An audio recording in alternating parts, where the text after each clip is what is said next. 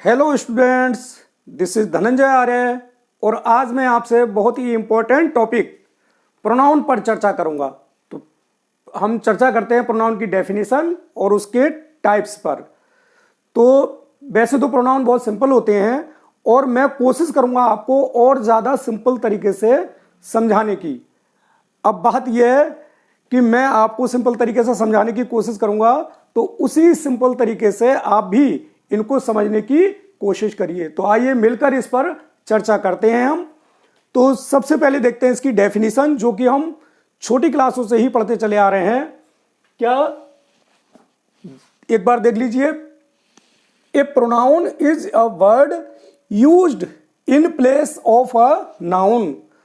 Pronoun वो शब्द होता है जो किसी नाउन के स्थान पर यूज किया जाता है, किसी नाउन के स्थान पर प्रयोग किया जाता है। और जैसा कि इसके नाम में ही समाहित है, ये नाम देख लीजिए इसका, प्रोनाउन। तो प्रो मैंने ऊपर लिख दिया, pro means for, for means के लिए, किसके लिए, यानी कि नाउन के लिए। मतलब वे शब्द जो नाउन के लिए इस्तेमाल होते हैं, नाउन के स्थान पर इस्तेमाल होते हैं, प्रयोग किए जाते हैं, वे प्रोनाउन कहलाते हैं। अब एग्जाम्पल हम दे देते हैं, ही, शी, इट, दे, एटसेट्रा। इस तरह से हम इसकी डेफिनेशन लिख देते हैं।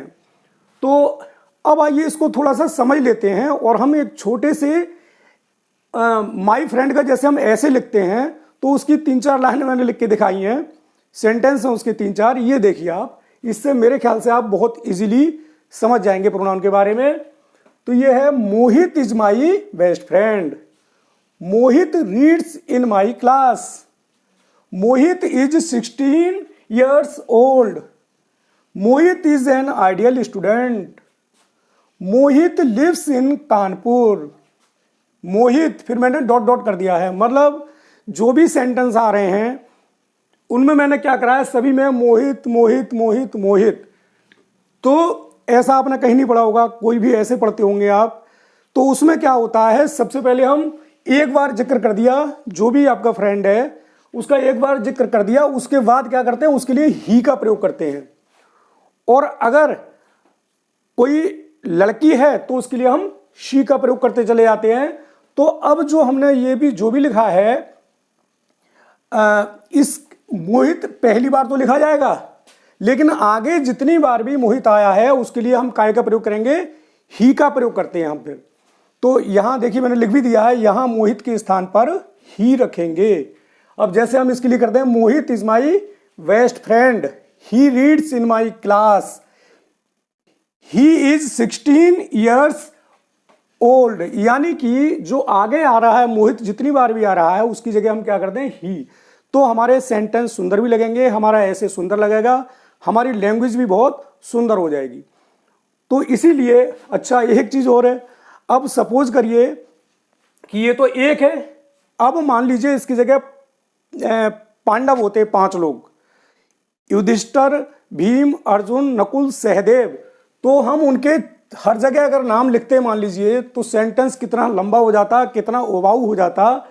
तो उससे बचने के लिए उनके लिए हम क्या यूज कर देते, उनकी जगह पर हम यूज कर देते दे। एक जगह 5 पांडवों का नाम लिखते हैं और उसके बाद क्या करते हैं, हम उनकी जगह पर लिख देते दे।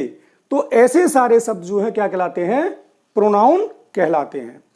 तो अब आ जाइए, अच्छा एक चीज और है, ये देखिए मैंने लिखा है, नाउन एक बार आता है, प्रोनाउन बार बार आता है। नाउन तो केवल एक ही बार हमने यूज कर दिया, बाकी सब अब मोहित नहीं यूज करेंगे, सब बाकी प्रोनाउन आएगा। तो याद रखिए, कोई भी हम स्टोरी लिख रहे हैं, कोई आर्टिकल लिख रहे हैं, कोई ऐसे लिख रहे हैं, तो उसमें एक जगह उसका नाम का जिक्र कर दिया जाता है और बाकी फिर सब उसकी जगह प्रोनाउन ही यूज किया जाता है। तो अब देखिए प्रोनाउन कितने प्रकार के होते हैं। तो देखिए, personal pronoun, reflexive pronoun, emphatic pronoun, indefinite pronoun, relative pronoun, interrogative pronoun, demonstrative pronoun, distributive pronoun, reciprocal pronoun. तो ये सब प्रोनाउन के टाइप्स हैं। अब हम एक एक करके इन पर चर्चा करेंगे। तो सबसे पहले इनमें आता है पर्सनल प्रोनाउन। इसको हम पुरुषवाचक भी कह देते हैं, पुरुषवाचक सर्वनाम भी बोल देते हैं। तो अब इनको एक एक करके लेते हैं। तो देखिए पर्सनल प्रोनाउन क्या होता है, किसी व्यक्ति यानी कि पर्सन या वस्तु के बदले आए हूं, यानी कि जो प्रोनाउन किसी व्यक्ति या वस्तु के बदले आए हों। तो जैसे क्या होते हैं, आई है, we, you, he, she, it, they, और ये जो है 7 होते हैं, 7। अब पर्सनल प्रोनाउन में 3 पर्सन होते हैं। तो कौन कौन से, first person, second person, third person. तो फर्स्ट पर्सन क्या होता है, बात कहने वाला। जैसे कि मैं आपसे बात कह रहा हूं तो मैं हो गया फर्स्ट पर्सन, आई। अब मैं अपना नाम ना लेके मैं कह रहा हूं आई, तो आई हो गया फर्स्ट पर्सन। आप मेरी बात को सुन रहे हैं तो यू, आप भले ही अकेले हैं या कई सारे हैं तो आप क्या हो गए, you, second person. And third person वो होते हैं जिनके बारे में हम बात करते हैं। कोई व्यक्ति हो सकता है, कोई वस्तु भी हो सकती है, एक भी हो सकता है, कई भी हो सकते हैं, यानी कि ही भी हो सकता है, शी भी हो सकती है, लड़की हो सकती है कोई, या कोई वस्तु हो सकती है, इट बोलते हैं उसके लिए इट कह देंगे, या दे, कई सारे लोग हैं तो उनके लिए वे कह देते हैं हम, दे। तो इस तरह से पर्सनल प्रोनाउन में 3 पर्सन होते हैं, बात कहने वाला, बात सुनने वाला, और जिसके बारे में बात की जाए वह। तो आगे बढ़ने से पहले आप इसका स्क्रीनशॉट ले लीजिए, फिर आगे बढ़ते हैं। तो आज हम इस वीडियो में जो पर्सनल प्रोनाउंस के केस होते हैं, subjective case, objective case and possessive case, तो उन पर ज्यादा जोर ना देके सीधे हम इनके यूज पे आते हैं। क्योंकि उस टेबल पे अगर हम आ जाते हैं नहीं तो उसमें क्या होता है, बच्चे उसी में उलझ के रह जाते हैं और फिर आगे के प्रोनाउंस को वो नहीं समझ पाते हैं। तो इसलिए आज हमारा एम सारे प्रोनाउंस का इंट्रोडक्शन देना है शॉर्ट में। तो आगे बढ़ते हैं, आइए। अब जो तीनों पर्सन पढ़े थे अभी हमने, फर्स्ट पर्सन, सेकंड पर्सन और थर्ड पर्सन, तो बड़ा ही अच्छा ये क्वेश्चन है कि जब तीनों पर्सन एक साथ किसी सेंटेंस में प्रयुक्त हों तो नियम 2, 3, 1 लगेगा। यानी कि फर्स्ट पर्सन, सेकंड पर्सन और थर्ड पर्सन अगर तीनों पर्सन किसी सेंटेंस में आ जाएं तो ये वाला नियम लगेगा, नियम 2, 3, 1। यानी कि सेंटेंस में हम सबसे पहले सेकंड पर्सन यूज करेंगे, फिर थर्ड पर्सन यूज करेंगे और उसके बाद फर्स्ट पर्सन का यूज करेंगे। तो देखिए, इसको मैंने आपको याद रखने के लिए एक बहुत बढ़िया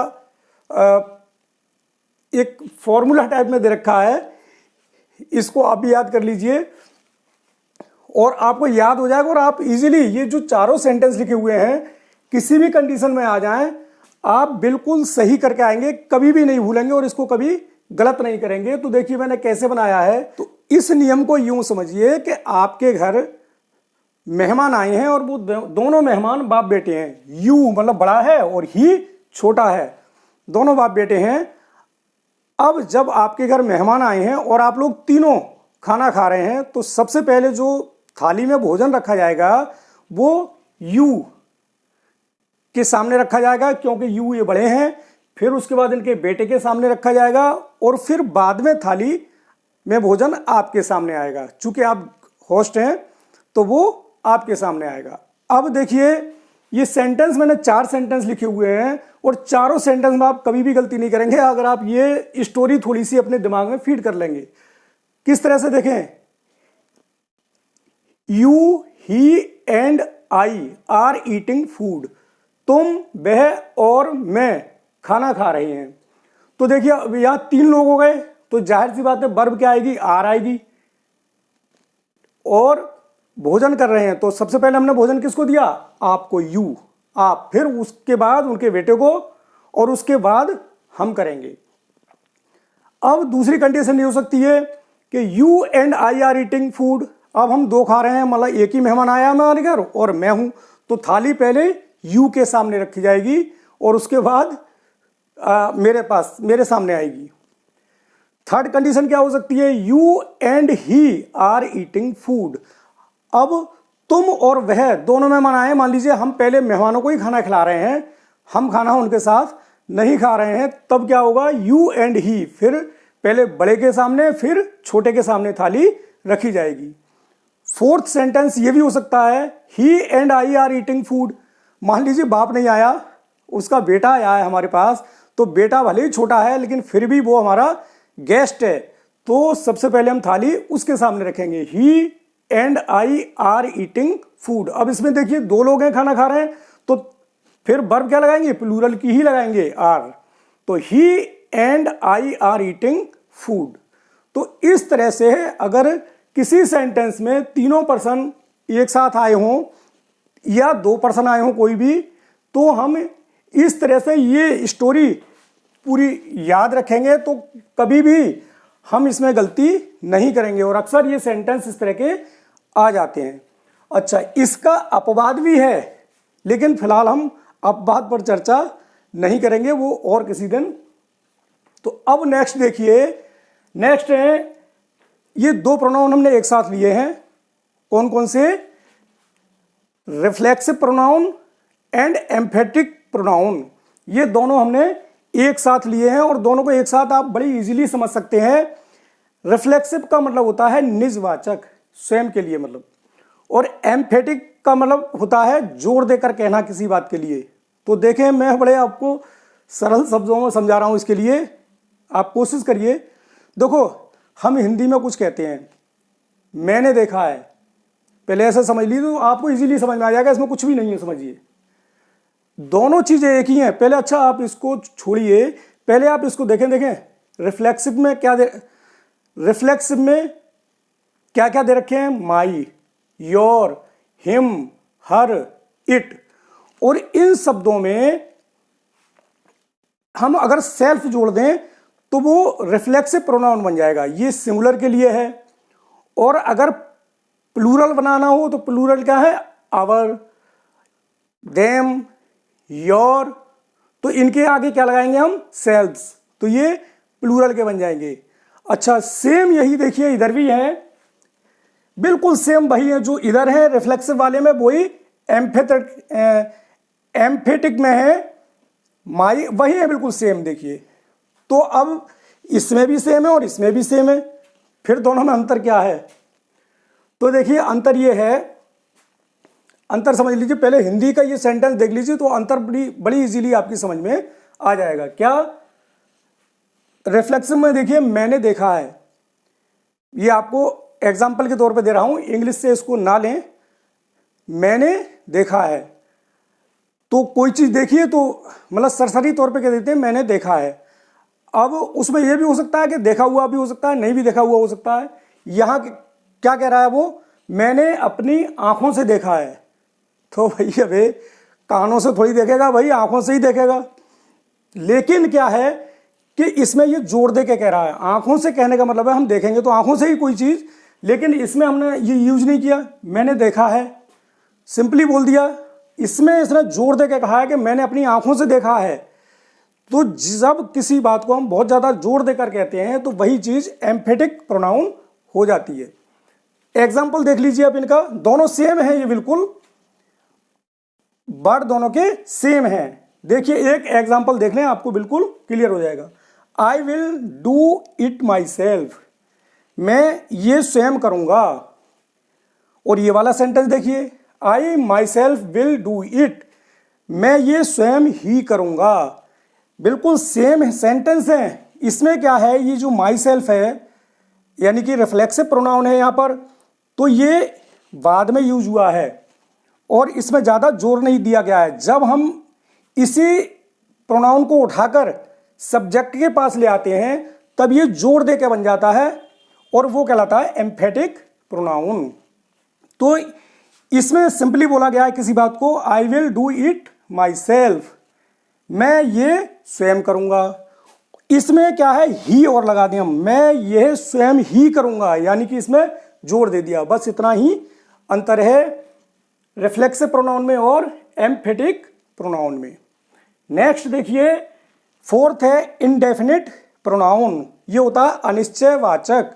और इसको देख लीजिए, हमने लिख दिया है इन प्रोनाउन से किसी निश्चित व्यक्ति या वस्तु का बोध नहीं होता, यानी कि ये अनिश्चित होते हैं। जैसे देखिए आप एग्जाम्पल ऑल, अब ऑल में ये नहीं पता चल रहा है कितने, किसी का बोध नहीं हो रहा, none, many, few, some, someone, somebody, something, nobody, everyone, etcetera. अब देखिए एक एग्जाम्पल देख लीजिए, somebody has stolen my money, किसी ने मेरे पैसे चुरा लिए, किसी ने मेरा धन चुरा लिया।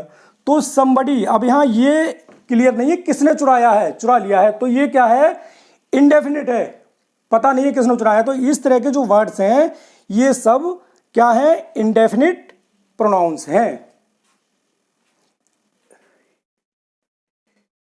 इसका आप स्क्रीनशॉट ले लीजिए या अपने नोट्स बना लीजिए। अब नेक्स्ट देखते हैं, नेक्स्ट है रिलेटिव प्रोनाउन, इसको संबंधवाचक प्रोनाउन भी बोलते हैं, और इंटेरोगेटिव प्रोनाउन, इसको प्रश्नवाचक प्रोनाउन भी बोलते हैं।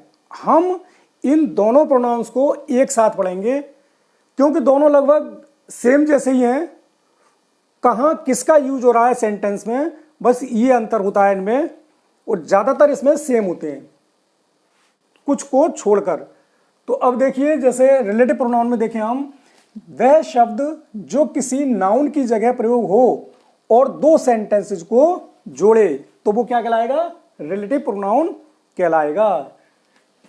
देखिए क्या क्या, who, what, which, that, as, what, etcetera, ये सब काय का काम करते हैं, ये सब रिलेटिव प्रोनाउन का कार्य करते हैं। अब मैं सेंटेंस मैंने लिखे हुए हैं, देखिए आप, फर्स्ट सेंटेंस है आई मेट रवि, और इसी में मैंने यहां दूसरा लिख दिया है रवि हैड जस्ट कम, मैं रवि से मिला, रवि अभी आया था। तो अब इन दोनों सेंटेंसेस को हमने मिला दिया और हु से इनको जोड़ दिया। I met Ravi who had just come, मैं रवि से मिला जो अभी आया था। तो अब देखिए हु, इसने नाउन की जगह, रवि था नाउन, इस नाउन को हटा दिया और इसकी जगह आ गया हु, तो ये क्या हो गया, प्रोनाउन हो गया। दूसरे एक चीज और ध्यान रखिए कि हु आमतौर से इन शब्दों को बच्चे क्या समझते हैं, प्रश्नवाचक समझते हैं और लास्ट में क्वेश्चन मार्क लगा देते हैं। तो इसमें लास्ट में क्वेश्चन मार्क नहीं लगेगा क्योंकि ये दो सेंटेंसेस को जोड़ने का काम कर रहा है, उनमें रिलेशन बता रहा है। अब इसी तरीके से यहां देखिए, this is the same pen that was lost, तो यहां भी क्या कर रहा है, ये सेंटेंसेस को जोड़ रहा है, उनमें रिलेशन स्थापित कर रहा है। तो ये भी कैसा हुआ, रिलेटिव प्रोनाउन हुआ ये। अब हम आते हैं इंटेरोगेटिव प्रोनाउन पर। ये किस काम आते हैं, देखें, ये प्रश्न पूछने के लिए प्रयोग किए जाते हैं। तो देखें हु, वॉट, विच, हुज, हुम, एटसेट्रा। यहां पर देखें, इसमें देखिए हु, इसमें भी है वॉट, विच, और हमने ये यहां पर लिखा नहीं है लेकिन हुज इसमें भी हो सकता है, हुम इसमें भी हो सकता है, एटसेट्रा। एग्जाम्पल देख लीजिए, हु इज देयर, कौन है। अब हमने क्वेश्चन किया कौन है, तो हु से क्वेश्चन किया और लास्ट में क्वेश्चन मार्क लगाया। इसी तरीके से व्हाट इज योर नेम, तो आपका क्या नाम है, तो हमने प्रश्न किया और लास्ट में क्वेश्चन मार्क लगाया। तो यहां पर जब क्वेश्चन कर रहे हैं हम इन शब्दों से, जब क्वेश्चन कर रहे हैं तब ये इंटेरोगेटिव प्रोनाउन कहलाएंगे, और जब हम किसी सेंटेंस के लिए जोड़ रहे हैं तब ये क्या कहलाएंगे, तब ये रिलेटिव प्रोनाउन कहलाएंगे। नेक्स्ट देखते हैं डेमोन्स्ट्रेटिव प्रोनाउन, इसको हम संकेतवाचक प्रोनाउन भी कहते हैं। और ये किस काम आते हैं, देखें, ये प्रोनाउन व्यक्तियों या वस्तुओं की ओर संकेत करते हैं, और मोस्टली हम इन शब्दों से संकेत करते हैं। देखिए दिस, दीज, ये नियर के लिए, पास के लिए प्रयोग किए जाते हैं, और फार यानी कि दूर के लिए प्रयोग किए जाते हैं, दैट और दोज।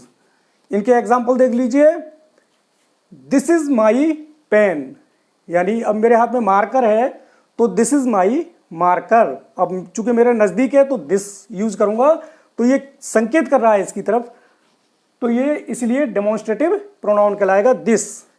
इसी तरह से देखें दीज आर माई फिंगर्स, ये मेरी फिंगर्स हैं, तो ये मेरे नजदीक हैं, तो दीज आर माई फिंगर्स।